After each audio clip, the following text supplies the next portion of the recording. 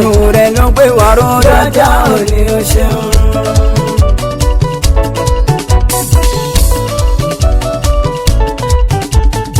kò sóhun tó yẹ ẹ́ tó kọjá ọpẹ́ kò sóhun tó yẹ ẹ́ kò sóhun tó yẹ ẹ́ tó kọjá ọpẹ́ Celebrant kò pẹ́ láyé happy birthday Celebrant kò pẹ́ láyé happy birthday kò sóhun tó yẹ ẹ́ tó kọjá ọpẹ́ Celebrant kò pẹ́ láyé happy birthday. Alákànjí Mr. HBT ẹrú alásọyé ẹrú alápọ̀nlé Dasaki ẹni láyé tí mú ní wáyé ìwọ ni mo ní lálàdúró tí mo fẹ̀yìntì ní ilé ayé dẹ́kun jẹ́ gbáyé rọrùn má jẹ́ kábàámọ̀ pé mo ṣe wáyé olùtọ́jú mi aláàánú mi ò bá wọn kánjú wáyé ọlọ́run tẹ́mi mi ògùn nínú ọ̀la ńlá pẹ̀lú àlàáfíà má jẹ́ bá wọn kánjú dágbére fáyé. kò sóhun tó yẹ ẹ́ tó kọjá ọpẹ́ Celebrant kò pẹ́ láyé happy birthday. kò sóhun tó yẹ ẹ́ tó tún kọjá ọpẹ́ bó ṣe ń fọkàn dúpẹ́ ló ń fẹnu kọrin ọpẹ́ ṣe ló gbé body system tó ń jíjó ọpẹ́ fọ́ba aláàánú olóore ọ̀fẹ́ ọ̀pọ̀ ìjì ló ti jà bí kómi àgbọ̀dànù kò sẹ́ni méjì tí kò níyàn kò sẹ́ni méjì tí kò níyàn tó kọjá lánàá gbogbo ohun tó ti fi dùnnú kọjá kó má ṣe dànù òdòdó ayé rẹ̀ kàn má ṣe rẹ̀ dànù Celebrant kò pẹ́ láyé happy birthday. kò sóhun tó yẹ ẹ́ tó kọjá ọpẹ́ Celebrant kò pẹ́ láyé happy birthday. Alákànní Abdulhafiz Adékúnlé ọmọ Òkèdínà bàmí adẹ́rẹ̀mí ọmọ adarí síká abiyamọ bọ̀jà gbọ̀rọ̀gbọ̀rọ̀ oníṣẹ́ ńlá olówó rí ajọ Zainabu mama Aisha.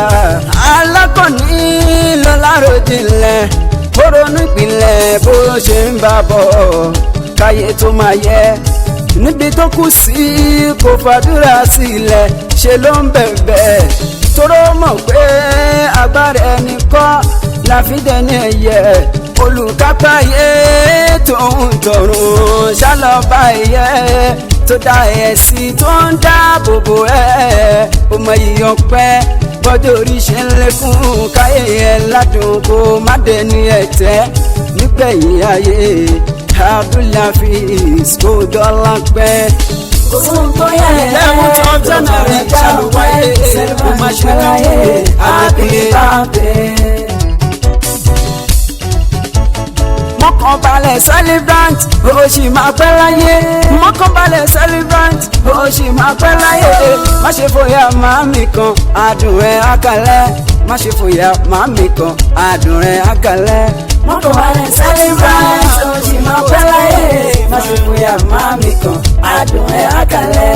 Adékúnlé Alákànní mi lọ́mọkànbalẹ̀ adùn ẹ̀ àkàlẹ̀ ògbèrò kó bàjẹ́ fọmọlá kejì ẹ̀ kó bá wọn kọ́lé mọ́lẹ̀ kó bá wọn rọkàn mọ́kọ́ kó tún rárá fa omijé kíkorò kó má yálé rẹ̀ kó má ṣe gbọ́mọ sí kó má ṣe gbáyà sí ìwọ nìkan kọ́ àti gbogbo ẹbí olólùfẹ́ Afẹ́nifẹ́re ẹ̀ ṣé wọn lọmọ wọn ń bàdàn nílé Olúyọ̀lé wọn máa jòrò sùn máa jẹ pín o Áfíríkà fọ́nìmù Ìbàdàn kúrẹ́ mẹ́sì ọkọ̀ ẹlẹ́yẹlé lára láì pọ̀ mú wọn á ṣèjì rẹ lómi àmúbùwẹ̀ lẹ́wọ̀n ọmọ arólówó ọmọ adọ́wẹ́yọ̀kẹ́ àríkẹ́yọ̀ wọn kan ike mi ọjọ́ tó yá ẹ má ṣe pé mi fọ́yà ẹ̀yìn mi ọjọ́ tó ṣá ẹ má ṣe pé mi fún ìṣá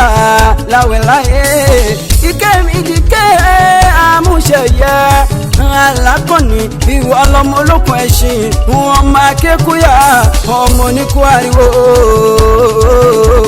wọn ariwo ayọ̀ ariwo ìdùnnú ni kó máa sọ lọ́dẹ̀dẹ̀ rẹ̀ Alákànní mi. mọ́kànbalẹ̀ Celebrant ó sì máa pẹ́ láyé má ṣe fòyà màmí kan adùn ẹ̀ àkàlẹ̀. ajá alájàrí síkàtù òkè dínà mi àwọn abiyamọ tó tán wọ́n ń súre fọmọ wọn kan ni. ajá Zainabu ìfẹ́ ayé rẹ̀ tó ń ta ìṣàtú ọmọ ẹ̀yìn lójú rẹ̀. jẹ́rẹ́ gógó àyà Bọ́ládé àbẹ̀bí ọ̀rẹ́ mi ajá Kúdírátù alájà lẹ́kìdám ní gbági tuntun màmá lákọ̀ọ́jì ni. ajá Báràká àríkàdé l'Australia ṣe ló ń súre fẹ́gbọ́n akọni. gbogbo olólùfẹ́ Dubai connection tó fi dóṣogbo rọ̀kì gbogbo wọn kì í ẹ̀. Aki Ibrahim Hamza ní Dublin, Moses Nkalola Alhaji Kọ́lá Alhaji Kazeem àwọn ti Dubai nìyẹn. Ìbùkún Adéyẹmí Muideen Usama Ìdòwú Saka àwọn tó ṣogbo látòkè dókè gbogbo wọn súre Fárákànní Adékúnlé wípé mo kàn balẹ̀ celebrate ó sì máa pẹ́ láyé má ṣe fòyà màmí kan adùn rẹ̀ àkàlẹ̀ má ṣe fòyà màmí kan adùn rẹ̀ àkàlẹ̀ má ṣe fòyà màmí kan adùn rẹ̀ àkàlẹ̀.